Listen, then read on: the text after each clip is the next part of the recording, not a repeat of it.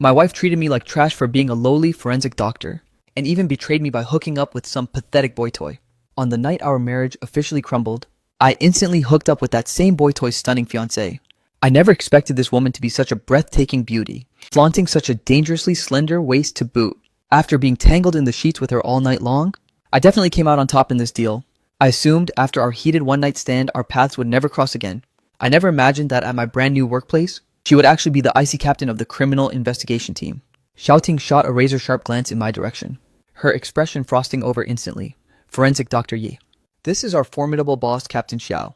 Captain Xiao, it's a pleasure. Hello? Her tone was chillingly distant, acting as if she had never encountered me in her life. Putting on such a professional facade on the surface, yet hadn't she just been completely wild by my side? Xiaoting gave my hand a perfunctory shake and prepared to pull away immediately, but I gripped her hand firmly, refusing to let go. She glared at me with pure unadulterated fury. I simply smirked and challenged her with a raised eyebrow. She yanked her hand back forcefully.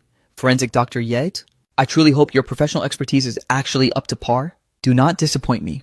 Was I a disappointment to you the other night? Hearing my silent retort, Xiaoting refused to look at me again. She took a long, commanding stride toward her office. I retreated to the forensic department to get acquainted with the new autopsy table and high-tech equipment. Just as I was preparing to dive into my work, my assistant Xiaoyang rushed over in a frantic hurry. Brother Chen, we've got a situation. An angler at Qingshan Lake just hauled up a suspicious suitcase. Stuffed inside there was a hideously decomposed corpse. Let's move out. The desolate outskirts of Qingshan Lake. By the time I rushed onto the scene, Xiaoting and her elite team had already secured the area. Even from a distance, a nauseating stench hit me like a wall. Xiaoting was busy interrogating the angler who discovered the suitcase. Forensic Dr. Yi, the odor is incredibly overwhelming. Think you can stomach it? It's no problem at all. Ha ha ha ha! Xiaoting caught my eye with a sharp sideways glance. She looked like an entirely different person compared to that night. I'm incredibly precise and composed while on the clock, maintaining absolute laser-like focus. Captain Xiao questioned Forensic Dr. Ye. Is identification even possible with the corpse in such a state of decay? The victim is female, roughly between 40 and 45 years of age, standing approximately 160 to 165 centimeters tall. The time of death dates back at least a full year. As for the exact cause of death, a more rigorous examination in the autopsy suite is required. We must wait for the remains to be transported back to conduct a systematic dissection and a comprehensive toxicology screen before we can reach a definitive conclusion. Xiaomeng, get in touch with the hydrology department. Retrieve the current patterns for Qingshan Lake from the past year, along with the comprehensive water level archives. Analyze the potential window and coordinates of this disposal. Understood. Xiao Che. Immediately cross-reference all missing women reports in the city from the last year. Filter the results for a matching age and height profile. On it. Furthermore, track down the manufacturing source of this specific suitcase model. Everyone immediately plunged into their respective assignments. By the afternoon, Xiaoting arrived at the forensics laboratory. Have the findings been finalized? They have. The victim was initially strangled until she blacked out, then brutally struck in the head with a heavy blunt object, resulting in a catastrophic and fatal craniocerebral injury. The extensive damage to the hyoid bone and thyroid cartilage proves she was subjected to vicious sadistic violence while still breathing. However, the severity of the fractures wasn't quite enough to trigger death by asphyxiation. Observe this area. Bone fragments were driven deep into the skull, indicating she was repeatedly hammered before finally expiring. First strangulation, then a lethal strike with a blunt instrument. This confirms the killer harbored a cold, calculated intent to murder, rather than it being a crime of passion or a panicked, impulsive act. We still need to perform a high-res 3D skull reconstruction to pinpoint the exact shape of the blunt weapon used. We also need to isolate trace residues from the skeletal remains to see if we can identify the specific type of murder weapon. I appreciate your relentless hard work. It's simply part of my professional duty.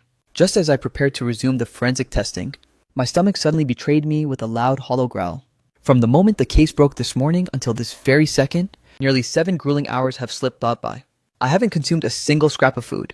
Xiaoting spoke up with a rare softness. Don't overwork yourself. Go grab a bite first, it'll be fine. Go eat. Captain Xiao, in what official capacity are you ordering me? As a former fling, a professional colleague. Or my boy toy's scorned ex-fiancée, a colleague. After dropping that cold line, she vanished without a backward glance. I stared at Xiaoting's frost-covered figure and playfully aimed a kick toward her back. The very next second, as if she possessed eyes in the back of her head, she whipped around abruptly and caught me dead in the middle of my kicking motion. Forensic Dr. Yi, you seem to harbor a deep-seated prejudice against me. Prejudice, Captain Xiao. Listen to the words coming out of your mouth. Clearly, we've shared some profoundly deep interactions. Yet here you are acting like we're total strangers who've never crossed paths. I recall that after our night together, didn't forensic Dr. Yi swear he'd never pester me again? Are you terrified of becoming addicted to me? Or is it simply that the way you look at me isn't exactly pure? What am I supposed to do, Captain Xiao? The way you're acting so frigid and untouchable right now actually makes me crave kissing you until you break into tears. I'm going to make this crystal clear one more time, and it will be the last time. I refuse to involve myself in any non-professional entanglements with a colleague ever again. One-night stands or being friends with benefits, it's off the table. End of story. How should I handle this? I was born with a relentless, rebellious streak. The more you put on this icy front, the more you desperately try to shove me away and delude yourself into thinking nothing happened, the more I'm tempted to mess with your head. Shouting and I strolled into the cafeteria one after another. Boss forensic Dr. Yi over here, guys. I gave a casual nod. After retrieving my tray, I sat myself down directly across from Xiaoting. We briefly analyzed the details of the case. To break the tension, Chen Zhao pivoted the topic. Forensic Dr. Yi, let's talk about something fun. You're so incredibly handsome and sharp. Surely you have a girlfriend? I'm single. Whoa, are you serious? That's amazing. You know our boss is also totally single. The two of you, who just kicked me, Chen Zhao, quit playing matchmaker and focus on your food. Boss, with such an explosive reaction, don't tell me you're still hung up on that pathetic ex-fiancé of yours? If you want my honest opinion, that guy is a total greaseball full of nothing but hot air. He isn't even remotely in your league. Chen Zhao, I explicitly told you to shut up and eat. Was I not clear enough? Chen Zhao didn't dare utter another single word. Observing the fierce, intimidating aura of Xiaoting, I suddenly extended my leg and gave her a sharp kick under the table. Xiaoting didn't show even a flicker of a reaction. Seeing her play it cool, I decided to kick her again. I'm finished here. Huh, boss, what's crawled up your sleeve? With such a legendary temper flare-up, could it be that a time of the month for her? After finishing my meal, I received a call from my best bro Xia Yibai. Old Yi man, I am absolutely fuming right now. My lungs are literally about to detonate from pure rage. Deep breaths, Yibai. Take it slow and talk to me what went down. Who got under your skin, that absolute bastard, that low-life scumbag? I wish I could teleport right in front of his face this instant and show him exactly how I tear him limb from limb, ripping him into 8 miserable pieces. I just used a burner account to creep on that boy toy's social media feed. That trashy woman Fu Nianian actually gifted him a freaking Rolex. You two were married for ages. Did she ever once buy you anything even half that decent? She never showed you a shred of genuine sincerity. Abai, listen to me carefully. Delete Fu Nianian from your WeChat right now. I no longer have any ties to Fu Nianian whatsoever. The second those divorce papers were signed, she became a ghost, and I became a free man, who she buys luxury watches for. Or whatever fake romance she flaunts is none of my concern. You shouldn't waste your energy being angry over this either. It's simply not worth it. He's just stone cold blind. Throwing away a top tier guy like you, just to settle for that piece of human garbage. He's going to be drowning in regret later. I guarantee it. After venting with Xia Yibai for a bit, I headed back to the forensics lab to pull a grueling all-nighter. I grabbed the finalized test results to track down Xiaoting. Xiaoting hadn't closed her eyes all night either. She was deep in the evidence room scrutinizing the suitcase, examining the specific material of the suitcase, and this archaic old-fashioned craftsmanship. It appears to originate from a minor factory decades ago, or perhaps a custom-made piece from a legacy hardware shop. Shall He find a way to track down all vintage hardware factories within the city that manufactured similar luggage cases, or any specialized leather goods workshops? Prioritize those that have since shuttered or undergone restructuring. Shao He spotted me just as he was making his exit. He hurriedly offered a greeting. Forensic Dr. Yi, you've arrived, searching for Captain Xiao. Shouting pivoted back to meet my gaze. I stepped forward and presented the analysis in my hand. The preliminary findings from my all-nighter. Based on the 3D skull reconstruction and wound simulations, the blunt instrument that delivered the killing blow possessed a circular contact surface roughly 10 centimeters in diameter. The edges exhibit a distinct curvature, and the texture is exceptionally rigid. Our initial comparisons perfectly align with the physical traits of a standard heavy crystal or glass ashtray. Furthermore, deep within the fabric fibers, we isolated microscopic trace fragrance residues. Chemical analysis narrowed the profile down to a specific formula from an incredibly niche rose perfume brand. The intel you've provided is exceptionally valuable. I let out a long, satisfied yawn. Then the upcoming door-to-door screenings and lead verifications are in the hands of your squad. I need to head home and crash. I'm absolutely drained. While I was driving back to my place, I caught a glimpse of Xiaoting leading her team out for field work. Cross-referenced this number immediately. Through strategic deployment, Xiaoting.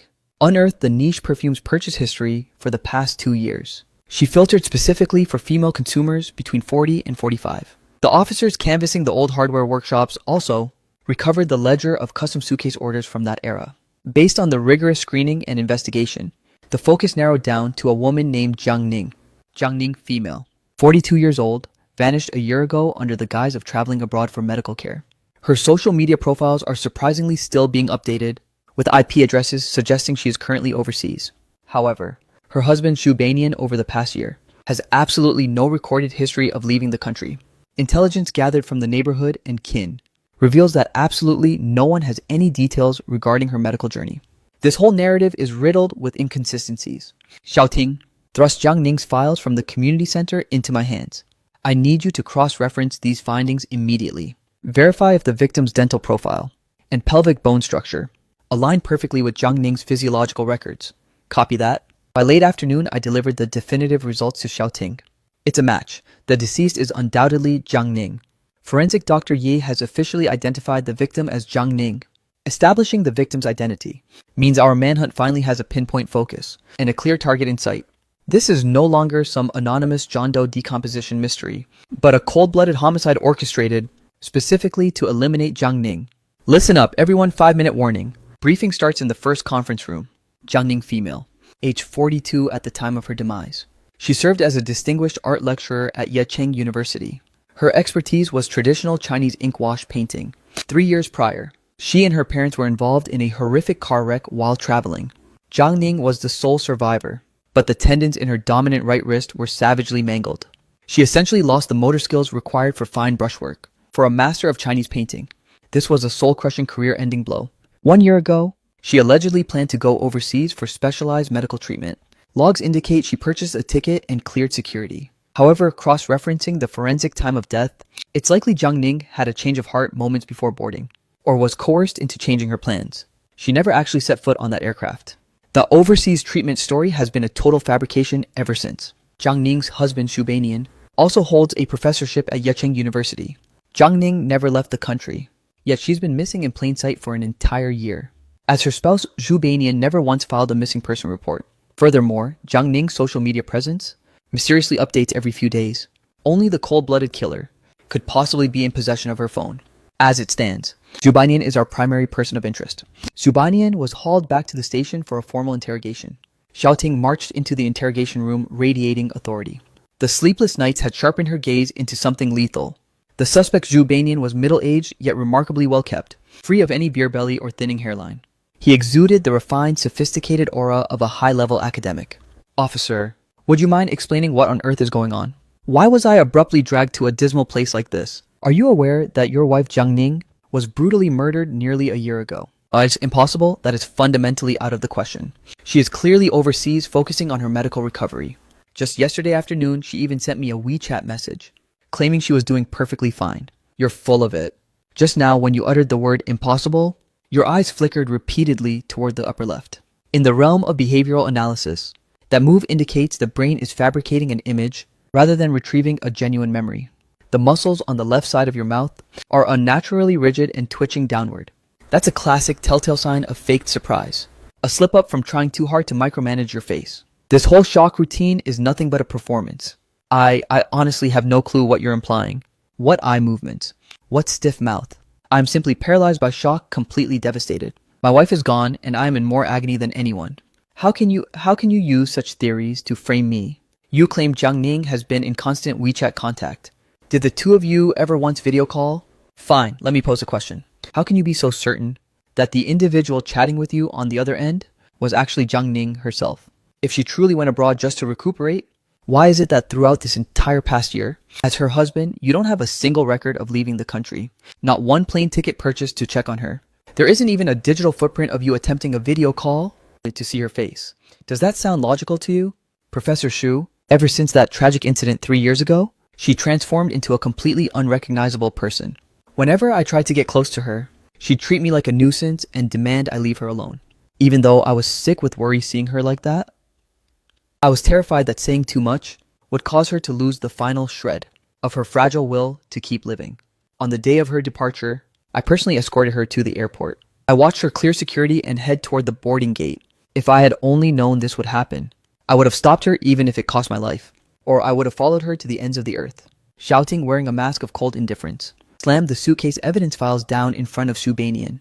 This specific suitcase, 30 years ago, Zhang Ning's parents had it custom made at an old workshop, Yanggu Hardware, as a centerpiece of her dowry. Now it has surfaced from the depths of Qingshan Lake, containing Zhang Ning's severely decomposed remains. This suitcase vanished from your own home, yet you're telling me, claiming you were completely oblivious to its disappearance. That suitcase, Zhang Ning typically kept it locked away in storage. Perhaps she moved it somewhere else, or maybe I simply didn't pay it much mind. I genuinely have no idea. I lived every day believing my wife was still alive. Now you abruptly inform me she's dead? Rotting inside that horrific suitcase? I'm more traumatized and broken than anyone. I loved her. Ning Ning's life was more precious to me than my own. How could I ever dream of hurting her? If I harbored even the slightest intent to harm her, may I suffer a gruesome and agonizing death. Without concrete, irrefutable evidence, even with a special judicial authorization, he can only be held for a maximum of 48 hours. In other words, we are forced to uncover a smoking gun within the next 48 hours. Xiaoting and Chen Wei headed to Yecheng University to interview Zhang Ning and Xu Bainian's academic supervisors. Those two were renowned as the model couple of our entire faculty. Professor Xu came from a destitute background. I heard that back during his student days, he relied entirely on Professor Jiang's family for the financial backing to finish his degree. Even after his career took off, Professor Jiang found it impossible to conceive due to her health, yet he never uttered a single word of complaint. He was truly devoted to Professor Jiang. We all witnessed it. Shouting paid another visit to the neighborhood surrounding Xu Bainian and Zhang Ning's residence for further canvassing. Oh, officer, I'm telling you, Professor Xu is as saintly as they come, an absolute top-tier gentleman. Ever since Zhang Ning's parents perished in that horrific crash, and her own hand was permanently mangled, her temperament became simply beyond words. We frequently heard her shattering objects at home, screaming and berating Professor Xu at the top of her lungs. The insults were foul. We overheard it several times. On the drive back, Chen Meng was visibly beyond frustrated. This Xu Bainian, at the university, he's the epitome of a grateful, devoted spouse. To the neighbors, he's the ultimate punching bag, who never dares to retaliate or even talk back. This perfect husband facade is built like a fortress. That is precisely why no one would ever dream of suspecting him. Xiaoting pulled out her phone to dial the technical department, geolocate the IP addresses for every single update on Zhang Ning's social media accounts immediately. Someone must have spoofed the IP to masquerade as an overseas signal when the source is actually domestic. Chen Meng go dig into Xu Bainian's entire college transcript, focused specifically on whether he enrolled in any advanced computer science courses. Upon arriving back at the precinct, just as Xiaoting was about to head inside, she caught a glimpse of a young woman in her peripheral vision, standing by the flower bed with eyes that were red and swollen from crying. Xiaoting approached her slowly and inquired in a steady, calm voice, "Hello? I'm an officer here. Are you here to report something or take care of official business? I'm a student over at Yecheng University. I heard a rumor that Professor Jiang Ning was actually murdered an entire year ago. Is it really true? Please tell me it's just a horrible mistake. You were one of Professor Jiang Ning's students." "Yes, my name is Xia Xinran. I was one of the many students Professor Jiang mentored. My family's financial situation is quite dire. I nearly had to drop out because I couldn't cover the tuition fees. Professor Jiang found out and secretly paid for everything, all while encouraging me to keep going. She was truly a saint, the most incredible teacher I've ever had. How could this happen, with so many people coming and going? It's hardly appropriate to discuss this out in the open. Follow me inside. We'll locate a secluded spot to speak privately." Xiaoting escorted the trembling girl into the precinct. After offering her a glass of water to soothe her nerves, Xiaoting resumed, "Shit, I truly regret having to break this to you, but Professor Jiang Ning was indeed the victim of a homicide a year ago. Our team is currently deep in the investigation. At this moment, I need you to recount as precisely as humanly possible exactly when you last crossed paths with Professor Jiang Ning and the specific circumstances of that encounter. Back then, the Academy had secured a highly coveted slot for an exchange program in France.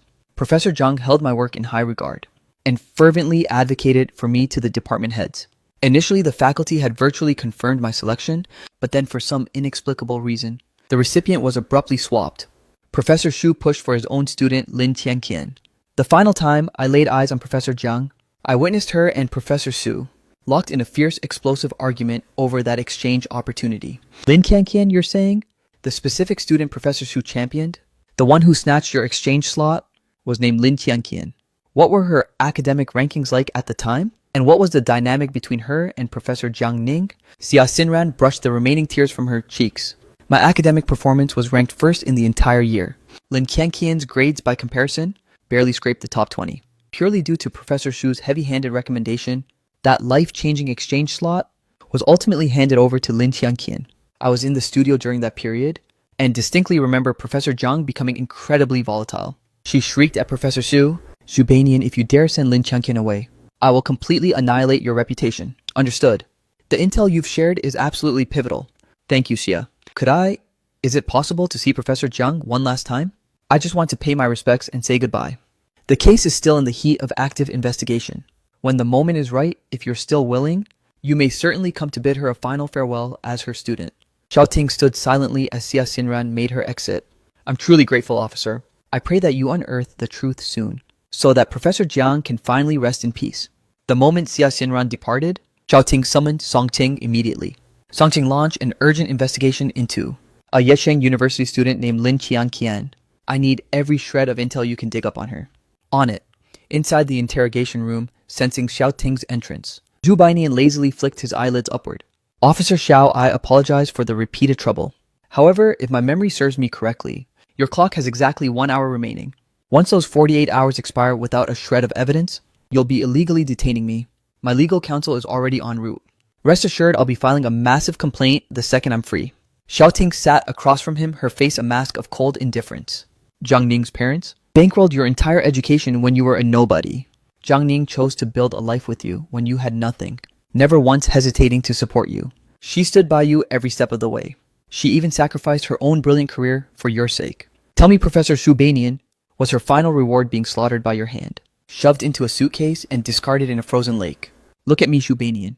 Do you truly feel not even a flicker of remorse?" "Officer, I honestly have no inkling of what you're implying. My in-laws were exceptionally kind to me, and my Ningning was my absolute world. I carry those memories in the depths of my soul. That is precisely why I cherished her more than life itself. I am still struggling to process the reality that she was actually taken from me so brutally. I am drowning in more agony than any of you could imagine." He began putting on another pathetic display of crocodile tears. "I've spent every waking moment praying you'd solve this, to give both me and Ningning the justice we deserve. Who would have thought that after all this time you've found zero proof? Instead, you just keep me trapped here with these endless questions. What exactly is your endgame here? To abuse your authority? To break me with sleep deprivation? Are you desperately trying to coerce a false confession?" This guy's conscience was clearly devoured by a stray dog. Even the most heartless beasts would call this man their master. "Officer Xiao, surely you can't actually track down the real murderer. So you're plotting to just grab a scapegoat, to pin this monstrous atrocity on me, a grieving devoted husband. All just to close the books early." Facing Shubanian's blatant provocation, her expression didn't show a single ripple of emotion. She slapped a set of photos onto the interrogation table. "See for yourself exactly what these are." Shubanian glanced down, and at that sight he froze completely. The photos captured Lin Qianqian cradling a child, stepping out of a high-end residential complex, side by side with his own mother. This child. On the official birth certificate, your name is listed in the father's column. Shubanian. Jiang Ning had already unearthed your affair with Lin Qianqian, and even knew about the secret pregnancy. You were terrified she would expose your scandal and utterly annihilate your reputation, so you decided to silence her forever. No, I didn't kill anyone, even if I strayed. That's merely a moral failure, a personal lifestyle issue. My wife's death has absolutely nothing to do with me." Just at that moment, an officer from the tech department burst in. "Captain, we've recovered Jiang Ning's phone. It was located in a village on the western outskirts, stashed inside a rental unit leased under the name of Shubanian's father. We found the smoking gun. We verified Shubanian's university records. He did indeed master elective computer courses. He's especially skilled in virtual geolocation spoofing and sophisticated data masking techniques. Run a forensic fingerprint analysis on this device immediately. Zubanian fingerprints never lie. The evidence of you faking social media updates to mask your heinous crime will be exposed right now." Zubanian's composure instantly disintegrated. He slumped lifelessly into his chair, clutching his forehead with both hands, his voice sounding hauntingly hoarse. I never truly intended to murder her. It's because she kept cornering us and wouldn't just let us be. I really did love Jiang Ning once. I was nothing but a dirt poor kid from the sticks. We've been in each other's orbit since high school. In those days, her academic rank put mine to shame. She noticed I was drowning in my coursework, so she took the initiative to personally tutor me. Eventually, I got into uni, but my family was flat broke. It was Jiang Ning who begged her parents until they agreed to bankroll my entire degree. Back then, I Shubanian swore I'd grind like a dog, just to be worthy of Jiang Ning and repay her family's overwhelming generosity. We both secured positions at the university and wed. To the world, we were the ultimate power couple, a legendary match made in heaven. But no one understood the misery rotting inside me, or how utterly suffocated I truly felt. Her artwork was constantly sweeping up awards. She even snatched an associate professorship before I could. Because the sole reason Shubanian even exists here today, the reason I escaped the mountains and stayed on faculty, was entirely due to Jiang Ning's charity and her family's influential connections. Every time I accompanied her back to her parents' home, they wore a mask of politeness, but their words always jabbed at how Ningning had settled and how I had hit the jackpot by marrying up. In their judgmental eyes, I would forever be that pathetic charity case, who only stood tall because of their handouts. In that suffocating house, I didn't even possess the right to voice an opinion. If I spoke up, I was branded as ungrateful. That sensation was like being tangled in a phantom net, constricting tighter and tighter until I was gasping for air. I swallowed all that bitterness and simmering resentment. I convinced myself it was just my cross to bear. But there was one deal breaker I couldn't stomach. She was completely infertile. The medical results explicitly proved she was the problem. But do you know what she had the nerve to tell me? It doesn't really matter. Banian, let's just embrace being childless. Easy for her to say, right? My hometown is a traditional old-school mountain village. Every single time I called home, my mother would wail and ask the heavens what sin she'd committed to be denied a grandchild. I figured since I loved her, I'd force myself to endure this hollow marriage. But as the years piled on, watching my colleagues flaunt their kids on social media and catching my mother secretly wiping away her tears, I felt a soul-crushing agony deep in my chest. Lin Qianqian was a struggling student from my own village. Her family was even more destitute than mine. So I was the one who personally sponsored her education. Eventually, she got into Yecheng University and became a student in my department. She absolutely idolized me. She claimed my lectures surpassed every other professor's. She even went as far as to say, I shouldn't be living in Professor Jiang Ning's shadow. To me, Lin Qianqian was a diligent, deeply appreciative, and pure-hearted girl.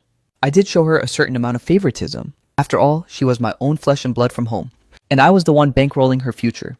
But back then, the thought of cheating never crossed my mind. Until that one fateful incident occurred. 3 years ago, my mother brought kin from the mountains to experience the city for the first time. Coincidentally, Jiang Ning was swamped and couldn't play hostess. My mother went out and bought groceries herself, insisting she'd whip up a simple home-cooked meal. We had a dog living with us at the time, a stray that Jiang Ning had rescued from the streets about 7 years prior. Usually the animal was perfectly docile, but that day it wouldn't stop snarling at one of the guests. It barked incessantly and bared its vicious teeth. The guest, irritated by the constant noise, viciously kicked the dog aside. Perhaps the blow was too brutal because the dog lost consciousness. The guest then pressured my mother, suggesting that since the dog was already knocked out cold, why not just slaughter it and make a hot pot so everyone could feast and have a blast. Later, when Jiang Ning returned, she immediately searched for the dog. When it didn't appear, my mother lied and said it was unruly and had simply bolted out the door on its own. Jiang Ning didn't buy that story for a second. She pulled up the surveillance footage from the living room. She discovered the gruesome truth hidden in the recording. After realizing her beloved pet had been eaten by them, she absolutely lost it and exploded on the spot. She caused a massive chaotic scene, refusing to back down and hauling my family together, forcing my mother and relatives to beg for forgiveness. Not only that, she even threw them out on the street. She ruthlessly kicked my mother and kin out onto the street. That incident utterly humiliated me, stripping away my dignity. I'd be mocked and ridiculed by everyone back in the village. She had the nerve to claim she loved me. Yet over such a trivial, insignificant matter, she didn't show me a shred of respect. My mother fell deathly ill from the stress she caused, but she didn't even bother visiting the village once. She and her elitist parents, at their core, they always looked down on me with disdain. Was a damn dog really that precious? I never once threw her infertility in her face. If the mutt she raised hadn't lunged at my relatives first, would my mother have ever dreamed of cooking it? Xiaoting's brow furrowed. Jiang Ning raised that dog for 7 years. It's proof that she was a deeply compassionate soul. Perhaps every single day after a long shift, the thing she anticipated most was that dog racing to the door with her slippers, or the simple joy of an evening walk after dinner. Your family literally slaughtered and ate her companion. Did you ever stop to consider the sheer agony she felt? I knew she was devastated. I even offered to buy her a replacement pet if she wanted. She was the one being stubborn. That dog had more humanity than you. But you don't possess any. You are truly more repulsive than a wild beast. If I'm such a monster, why didn't the gods strike me down? Instead, they snatched away Jiang Ning's parents. It proves even the heavens couldn't stand their arrogance. They pretended to treat me like their own flesh and blood. But secretly they loathed me, looking down on my humble parents back in the sticks. After Jiang Ning's parents perished, and her wrist was mangled to the point she couldn't paint, her entire personality became erratic and unstable. The smallest, most mundane thing would trigger her rage and ignite another explosive argument with me. I reached my breaking point. That year for Lunar New Year, she flatly refused to visit my village. I had to face my relatives alone. All my aunts and uncles swarmed me, obsessing over our family's lack of an heir once again. Those words laced with subtle venom were like jagged needles piercing my parents' pride and stabbing directly into my heart. My mother finally handed me a desperate ultimatum. If she didn't see a grandson before her time was up, she would never know a moment of peace and death. During that time, Lin Qian also returned to our mountain village for the holidays. I was in a foul, wretched mood. My household felt as cold as an ice cellar, while my hometown felt like a simmering pressure cooker. Only Lin Qian, she sensed I was drowning in misery, so she would frequent my house from time to time, just to offer me company and a listening ear. Lin Qian was a master of sweet talking, and possessed a natural talent for comforting others. Whenever I was consumed by unhappiness, she would use that velvety, gentle voice of hers to soothe my jagged nerves. That night, I let the alcohol take control. Fueled by liquid courage, I finally crossed the line with Lin Qian. In the aftermath, Lin Qian lay nestled in my arms, whispering for me not to drown in guilt. She promised she would never dismantle my family. She confessed she had idolized me for an eternity. As long as she could simply remain by my side, she was perfectly content being my little secret on the side. Who wouldn't be captivated by a young, radiant, and submissive soul flower who treats them like a god? After the first transgression, there was a second, then a third. Lin Qian and I meticulously hid our tryst from the world. She never once made any unreasonable demands. She simply remained by my side, quiet and devoted. I never seriously entertained the thought of divorce. After all, the public persona of me and Jiang Ning as the perfect couple was burned into everyone's minds. Jiang Ning's family had endured such a horrific tragedy. If I dared to abandon her, society would brand me a heartless, low-life scumbag. I wanted to keep the steady flame burning at home, while chasing the wild sparks fluttering outside. Lin Qian was merely my student. Not a single soul would ever suspect our entanglement. 2 years slipped by in that secret bliss, but the once docile and obedient Lin Qian suddenly became far more daring. She exploited a moment when Jiang Ning was away on business to infiltrate the sanctuary I shared with my wife. She draped herself in Jiang Ning's silk nightgown, misted herself with Jiang Ning's signature perfume, and sprawled across the bed Jiang Ning bought waiting for my arrival. She claimed that the illicit feeling, the raw terror of being caught, was the ultimate aphrodisiac. And just as Lin Qian predicted, the high of the affair became an incredibly potent addiction. As long as Jiang Ning was nowhere to be found, I would summon Lin Qian to my side. Jiang Ning had installed surveillance in the living room, but I'm a master at navigating computer systems. Every time Lin Qian visited, I would modify the software code in advance, so Jiang Ning would never detect anything suspicious. But even the best lies can't stay buried forever. Jiang Ning had an obsession with collecting niche perfumes. One time Lin Qian came over and helped herself to one of those rare bottles. Jiang Ning searched for ages, but it was gone. Later, when Lin Qian visited me at the office, Jiang Ning caught a whiff of that unmistakable scent on me. Jiang Ning didn't spark a confrontation then. She quietly claimed she was departing for a business trip. I was convinced she had actually left, so I brought Lin Qian back to my place that night. But what he never saw coming was, what I never expected was, while I was deep in an intimate moment with Lin Qian, Jiang Ning made a sudden unexpected return. She caught us dead to rights in the act. Jiang Ning slapped both me and Lin Qian right across the face. I fell to my knees begging Jiang Ning for a shred of mercy. Jiang Ning forced me to draft a written letter of guarantee. At that specific moment, the thought of murdering Jiang Ning hadn't even crossed my mind. But as fate would have it, Lin Qian discovered she was pregnant. The second my mother received the news, she threatened to end her own life, to force me into finding a way to protect the child in Lin Qian's womb. Sigh, I was backed into a corner. I had to manipulate the exchange student slot for Lin Qian so she could give birth safely overseas. Because of this, Jiang Ning and I had a vicious, explosive argument. She even threatened to utterly destroy my reputation.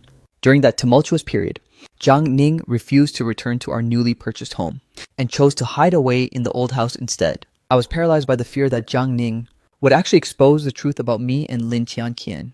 I went back one last time to plead for her forgiveness, but the moment I swung the door open, I saw her perched in front of the television. The screen was broadcasting raw footage of me and Lin Qian in the bedroom. She glared at me with a face twisted by malice, her eyes overflowing with pure loathing. Su Bainian, what if I broadcasted this degenerate footage on the big screen? During the university's grand anniversary celebration, what do you imagine would happen to you then? Your devoted husband and elite professor facade, that hollow reputation you spent over a decade crafting, would be pulverized in a single instant. I lunged toward her, viciously snatched the phone from her grip, and purged the video from existence. Watching the raw panic flicker in my eyes, she sneered, "Oh, so now you found your fear." When Lin Qiangqian paraded in my nightgown, saturated herself in my perfume, and crawled into bed with you, why weren't you shaking then? Su Banian, I've stayed by your side since I was a teenager. We finally have it all now. You're a cheater. You're a man with zero conscience. You are utterly beyond shameless. Are you even capable of comprehending shame? Do you honestly believe you're some paragon of honor? If you had any self-respect, would you have obsessed over me since puberty? You threw yourself at me just to secure this marriage. Enraged by my vitriol, Jiang Ning slapped me. If it weren't for the relentless support from me and my parents, could a nobody like you have ever reached these heights? Zhu Banyan, how could you have the heart to backstab me like this? Her words shredded my fragile ego and shattered my defenses. My vision turned a violent bloodshot, and my features contorted into a monstrous grimace. I lunged and locked my hands around her throat. She struggled, desperately thrashing for air, but my grip was like steel cables crushing the life out of her. If she hadn't backed me into such a hopeless corner, I never would have been forced to strangle her. Continue, then still consumed by rage. I bludgeoned her skull several times with a heavy ashtray. Once the red mist finally cleared, the terror of discovery paralyzed me, so I crammed her lifeless body into that suitcase and vanished the remains into the deep. Having completed his grim confession, Shubanian finally broke down into jagged guttural sobs. His weeping was a chaotic vortex of conflicting emotions, loathing himself for personally extinguishing the one life that guided him from the shadows into the light. I bore witness to the entire interrogation, a heavy, bitter weight settling deep in my chest. Ladies, listen closely. Don't make it your mission to fix a man. Marrying beneath you rarely yields a lifetime of gratitude. It often just breeds resentment, betrayal, and a target on your back. Especially the ones with fragile, oversized egos. And zero self-awareness, the classic phoenix men. The moment they taste a shred of success, they conveniently erase their pathetic beginnings. Zhu Banyan and Jiang Ning are the ultimate textbook disaster. Jiang Ning was infinitely more gifted than Zhu Banyan, and her pedigree was leagues above his. Shu's bruised pride had been simmering with resentment for years. Then you have Zhu Banyan's mother, a woman straight out of the deep, isolated mountains, traditional yet possessed by a delusional sense of superiority. She believed her son's escape from the sticks to the university was a feat achieved solely by his own hands. She felt not a lick of gratitude toward Jiang Ning's family, convinced her son was some god-tier prodigy, and that Jiang Ning was the lucky one to marry up, especially since Jiang Ning had that fatal flaw of being infertile. That's exactly why she had the audacity to slaughter the dog Jiang Ning loved for 7 years, acting righteous as if she'd done her a favor. It's just a beast. He stepped out of the interrogation room, addressing the weary members of his squad. You've all been grinding hard lately. No overtime tonight. Clear out early and get some actual sleep. I was also gearing up to head back to the lab to clock out. But just a few paces toward the exit, I spotted a tall figure approaching Xiaoting, Captain Xiao, Brother Cheng. His name is Su Yibai, a hotshot from the Information Intelligence Center. Before he showed up, he was the precinct's undisputed golden boy. Since you arrived, that crown has definitely shifted to you. Cut the golden boy garbage. Brother Cheng is spitting facts. I watched as Su Yibai followed Xiaoting straight into her private office. Man, the boss is seriously in demand. I've got no clue what kind of love potion. Her fiancé used to hex her. Out of all her elite pursuers, she stays loyal to that arrogant, vain fiancé who actually treats her like dirt. The boss has a whole line of people chasing her. Oh yeah, Su Yibai, the golden boy, is a total simp. Every time he lays eyes on the boss, it's like he's seeing pink bubbles and hearts. And before him, there was that billionaire tycoon who got snatched. The boss was the one who pulled off his rescue. Later, the guy actually tried to offer himself as payment, dispatching 99 roses to the station every single day. He even bankrolled massive feasts for the entire office.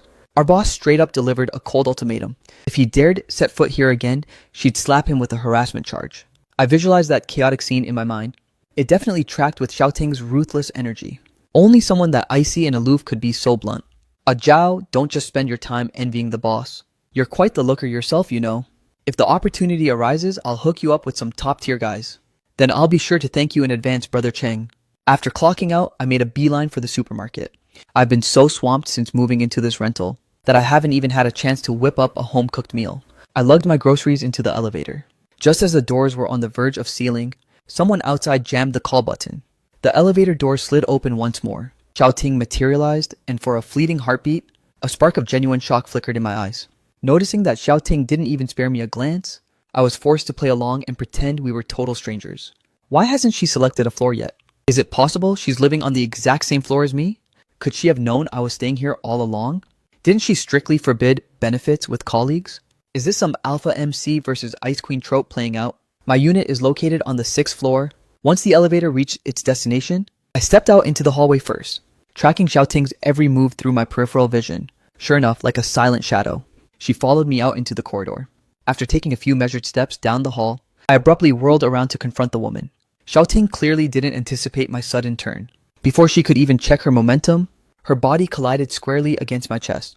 Xiaoting recoiled, quickly backpedaling a few steps. Seeing her dodge me like I was some venomous viper, I felt a mix of irritation and dark amusement. I dropped my bags and took several deliberate steps forward. This time, Xiaoting didn't retreat an inch further.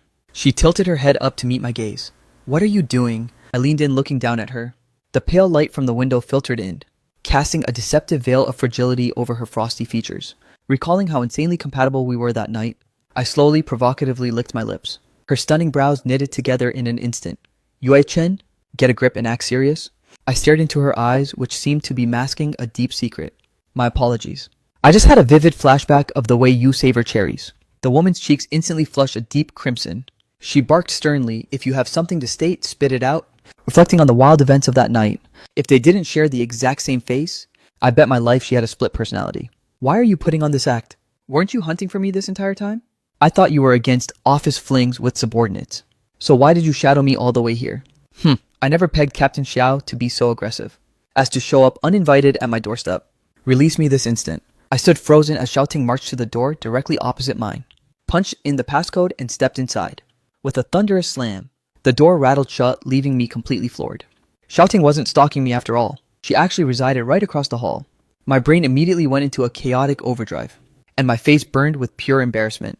I inhaled a sharp, deep breath, grabbed my shopping bags off the floor, and bolted into the sanctuary of my apartment. I rushed straight into the bathroom and doused my face with freezing water. It took an eternity for the heat in my skin to subside. While grabbing a bite, I hit up my bro Sia 100. Last night, I finally blocked Fu Nianian for good. They say a lover is essential like oxygen, but I'm convinced Fu Nianian is pure herbicide. Total poison for anyone unlucky enough to cross her. Bro, you need to keep your options open. Don't swear off every woman on the planet just because of one toxic trashy girl. I shot back, "My mind is wide open, trust me. Women, if they're a 10, I'm down for a date. But settling down, that's a total sucker's bet. Don't sweat it." My mother called, insisting I show up for dinner this weekend. "Mom, yeah, I hear you loud and clear. This weekend, right? Copy that, I'll be there for the feast."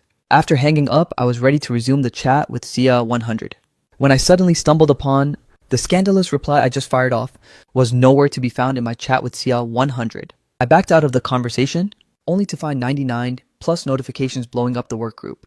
I clicked in to investigate, and I was instantly utterly paralyzed with shock. I had actually blasted that message into the professional work group by mistake. Now it's far too late to even attempt a recall. The entire group erupted over my reckless comments. The cringe is so intense I literally want to vanish.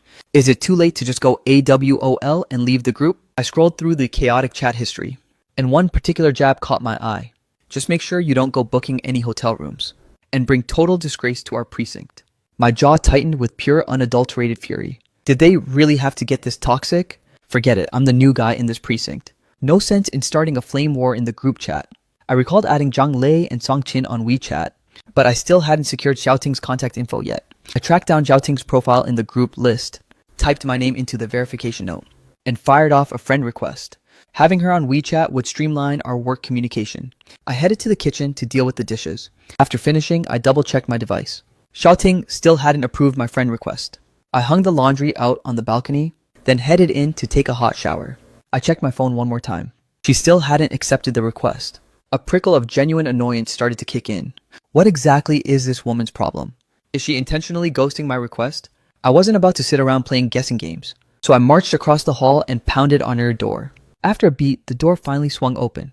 She had clearly just stepped out of the shower. The damp, clingy fabric traced her silhouette flawlessly, recalling every detail from that night. "What's the deal? Why the icy cold shoulder? Are you feeling unfulfilled or something? Keep your hands off me. Ha! Why pretend like we aren't intimately acquainted?" Seeing her put on that stone-cold face was actually becoming pretty hilarious. "I even know exactly how many moles are on your hip." I don't have a single mole on my hip. Then by all means let me verify. I'll check for myself if it's actually there. She extended a slender finger, staving off my advance by pressing it firmly against my chest. Yue-Chen, I'm not about to fall for your pathetic games. Ha, I recall you devouring that meal quite enthusiastically that night. Such an utterly shameless man. She was practically fuming with laughter. Didn't you explicitly state it was just a one-night stand? What are you trying to backpedal on our deal now? Quit the flirting. I have zero interest in someone like you. Zero interest? Then why were you so incredibly proactive that day? Your whole body is remarkably soft, yet your mouth is undeniably tough. What exactly was your motive for coming here? I casually brandished my phone. I fired off a friend request over an hour ago. Are you intentionally ghosting me or just playing blind? Even if we aren't exactly friends, we still need to coordinate via WeChat for professional matters, wouldn't you agree? I leaned in, whispering into Xiaoting's ear. Or is it that the captain simply can't separate business from pleasure? Xiaoting pressed her back flush against the doorframe, her eyes involuntarily sweeping over my sculpted abs. As scandalous images flashed through her mind, she suddenly felt a searing wave of heat. She shoved her palm against me, forcing me out with a burst of strength. I'll approve the request later. The door slammed, nearly flattening my nose. What an absolutely fiery temper this woman possesses. Back inside the safety of my apartment, I endured nearly 30 minutes of silence before Xiaoting finally authorized my request. Cold, yet possessing that classic tsundere vibe, just like a prickly little kitten. Deep within a pitch-black alleyway, a mangled, heavily wounded man scrambled forward in a blind panic. A pack of men followed like shadows, closing the distance. His lungs were burning, his breath failing. And ultimately, they cornered their prey. In the dead of night, only the man's guttural screams echoed. The man lay discarded in the frozen woods, crimson stains blooming across his lifeless frame, eyes fixed in a wide, permanent state of shock. With a deafening explosion of sound, thunder crackled violently just outside the window. I bolted upright, my eyes snapping wide open in bed. Ice-cold sweat drenched my pajamas, and my heart was hammering frantically against my ribs. Xiaoting was drifting in a groggy slumber when a sharp rapping at her door shattered the silence. Lately, Xiaoting had been deprived of any decent rest. Having finally drifted off, only to be jolted awake, she felt a surge of cold irritability. Once the frantic knocking finally ceased, she assumed I had retreated to my place across the hall. But then her smartphone erupted with a persistent video call. Xiaoting ignored the vibration. She stood up and marched toward the entrance. Yue-Chen, can you just stop? Xiaoting froze, her tone shifting. What the hell is wrong with you? Captain, tonight, can I stay here? Absolutely not. I'm not looking for a hookup. I just need someone to simply be in the room. Xiaoting's eyes narrowed with sharp suspicion.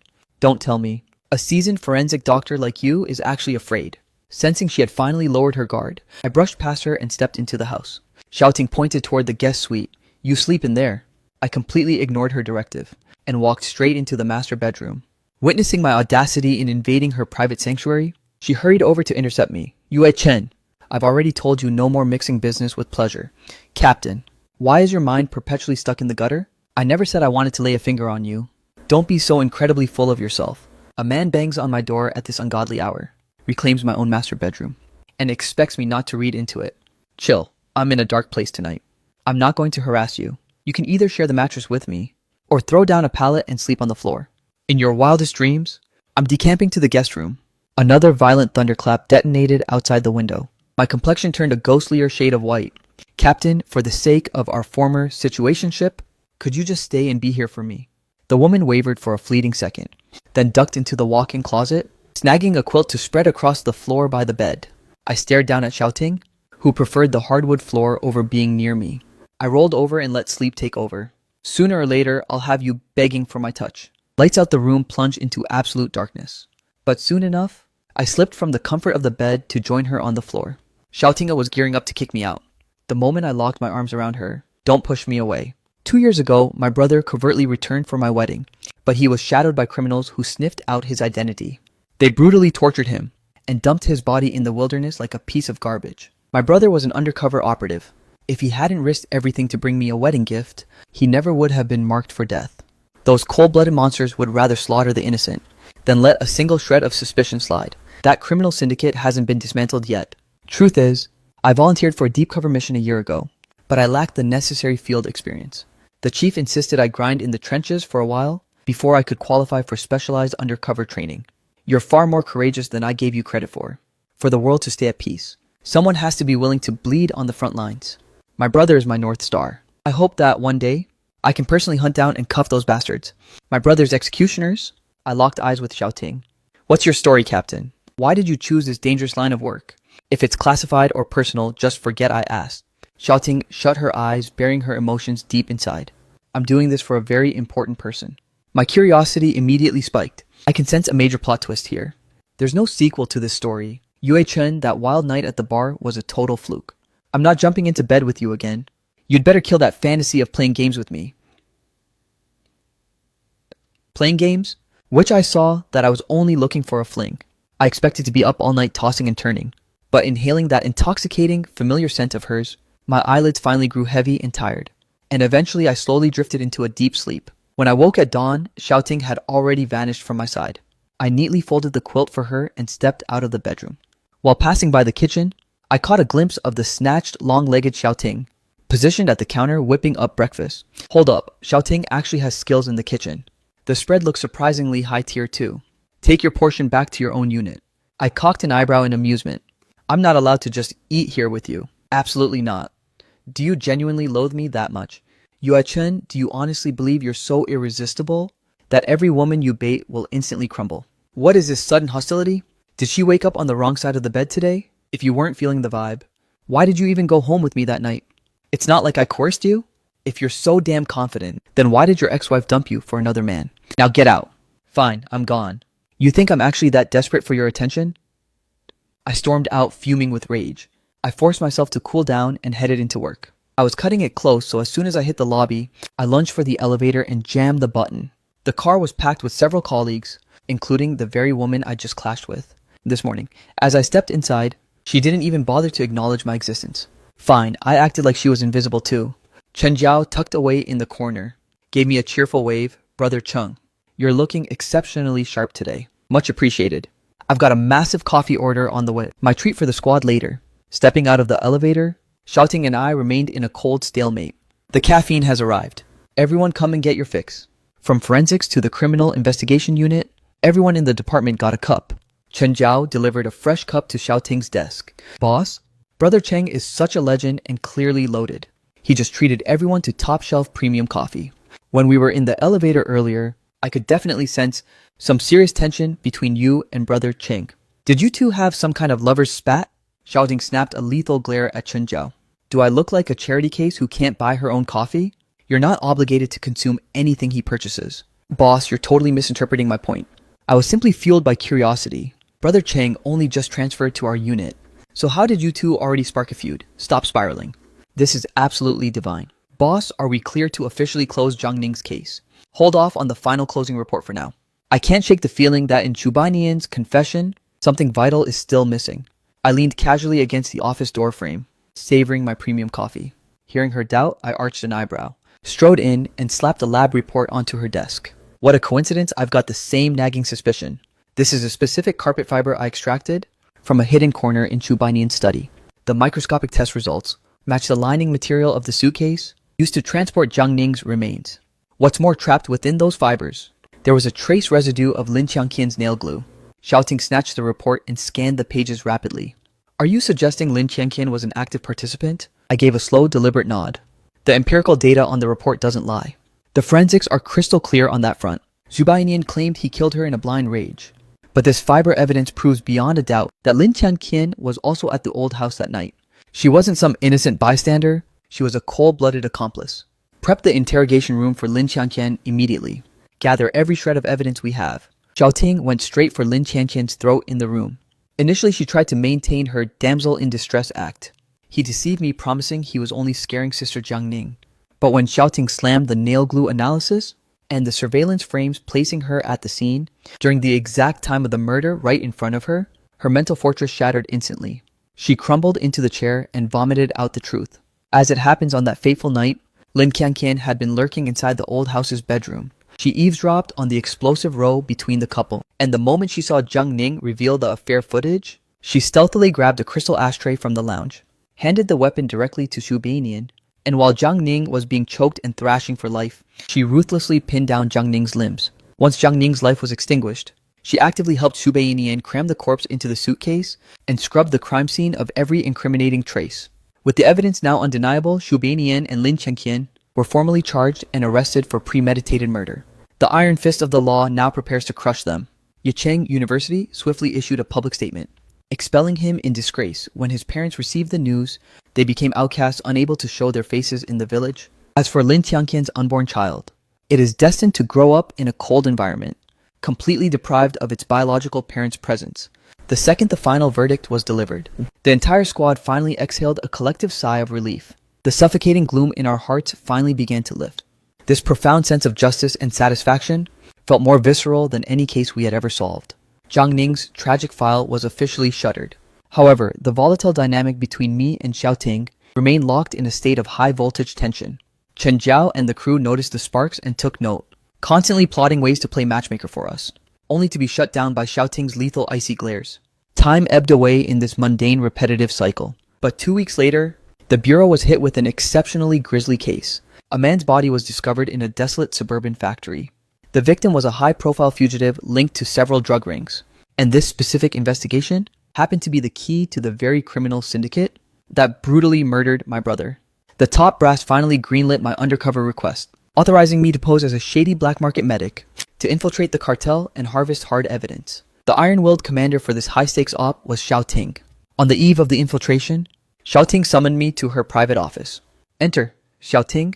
You wanted to see me under the dim glow. Her sharp features seemed to have softened significantly. She no longer looked like that untouchable, stone-cold captain of criminal investigation from the office. Yuechen, this mission is a literal suicide run. You must guard your life at all costs. Put your survival above everything else. Relax, your favorite forensic doc is built different. Besides, with Captain Xiao watching my back from the shadows, how could I possibly let anything go sideways? Who's yours? Get your head in the game. Take this equipment with you. Signal for backup immediately if the situation spirals. Life deep undercover was a grueling uphill battle. The syndicate's kingpin was pathologically paranoid, subjecting me to one ruthless test after another. He even coerced me into dissecting their own traitors, just to validate my medical credentials. Every time I stared death in the face, I envisioned Xiaoting stationed on the perimeter, recalled the haunting image of my brother's demise, and I gritted my teeth to survive. After 3 agonizing months, I finally secured the smoking gun evidence against the entire criminal organization and pinpointed their secret transaction hubs. The massive bust was scheduled for a day where the sky mirrored the one when my brother died. The exchange site was a literal minefield of ambushes. Xiaoting led the charge in a relentless frontal assault, while I strategically sabotaged them from within. In the ensuing carnage, the cartel boss finally unmasked my true identity and lunged at me with a lethal blade. At that split-second critical moment, Xiaoting threw herself into the fray to take the blow. The steel ripped through her police uniform, carving a gruesome jagged wound into her arm. My vision instantly turned a violent red. I slammed the kingpin into the dirt with raw fury and pulverized his face with a barrage of punches until the officers finally dragged me off him. Staring at the deep gash on Xiaoting's arm, I felt a soul-crushing wave of agony. Are you insane? Why didn't you just move out of the way?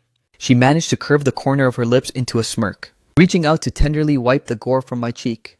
I'm the captain. Shielding my squad is my sacred duty.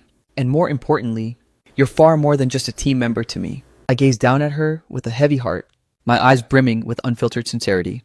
Shouting from our first encounter at that bar, to cracking the Qingshan Lake murder together, all the way through these hellish 3 months, I've thought about you every waking second. My only goal was making it back alive to see your face. You're the only person who has ever truly owned my heart. I was never just playing games with you, Xiaoting. I want a future with you and only you. Spend an entire lifetime together. Xiaoting's eyes instantly welled up. She tried to avert her gaze, but I gently guided her face back to mine. I leaned down and captured her lips in a deep kiss. She didn't recoil or push me away. Instead, she reached out and draped her arms around my neck, finally surrendering to this long overdue kiss. The rainy night wind howled past, swirling with droplets, but it couldn't extinguish the fire burning deep in our hearts. The criminal syndicate was utterly dismantled. The monsters who took my brother's life were all finally caged. The court delivered a death sentence. Brother, your soul can finally rest in peace. Every bastard who hurt you has faced their ultimate judgment. Now I can finally release this suffocating obsession and start living my own life again. Xiaoting stood steadfast by my side, gently interlacing her fingers with mine. The warmth of her palm provided a sense of absolute security. With the case finally behind us, my relationship with Xiaoting was finally out in the open. The bureau colleagues had long since caught the vibe, and the teasing became relentless. Chen Jiao even cornered me, demanding I pay up with wedding favors. Su Yibai watched us a genuine smile as he offered his blessings. Xiaoting officially moved out of her rental, and into my place. The across the hall tension became full-blown cohabitation. During those domestic days living together, Xiaoting finally confessed that she became a cop to honor her father, a veteran detective who fell in the line of duty. She was determined to finish her father's unfinished business, guarding the peace of this city at any cost. I held her close and whispered in her ear, "From this moment on, I'll be the shield standing right beside you." A year later, with the whole squad as our witnesses, I got down on one knee for Xiaoting. Xiaoting, as a forensic doctor, I've become desensitized to life and death, but the only thing that truly terrifies me is the thought of losing you. For the rest of our journey, I want to be your unbreakable armor, shielding you from every storm that comes our way. Will you marry me? Xiaoting nodded through a blur of tears, extending her hand for me to slide the diamond ring home. In the golden sunlight, her smile was soft and radiant, shattering every ounce of the coldness or distance she once held. Our wedding was an intimate affair. We only shared the moment with family and our bureau comrades. Chen Zhao beamed as the bridesmaid. Songqing stood proud as the best man. Xiaoting and I are destined for eternal happiness, vowing to guard one another, honoring the noble careers we cherish, and preserving the sanctuary of peace within this chaotic world.